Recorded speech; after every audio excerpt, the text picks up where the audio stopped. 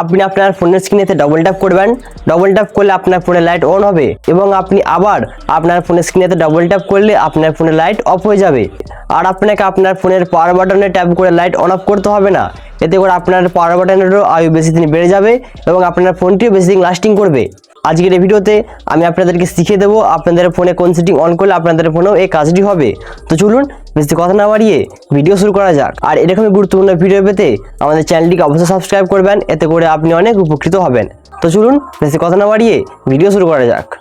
এর জন্য আমাদেরকে সবার ফার্স্টে আসতে হবে ফোনের সেটিংয়েতে। ফোনের সেটিং আসার পর উপরে দেখবেন সার্চ বার, এই সার্চ বারে আপনাদেরকে সার্চ করতে হবে ডবল ট্যাপ টু ওয়েক।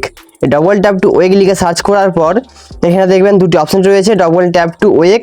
এই ডবল ট্যাপ টু ওয়েক আমাদের অপশনটি অন করলে আপনারা যখন ফোনে ডবল ট্যাপ করবেন তখন আপনাদের ফোনের লাইট অন হবে।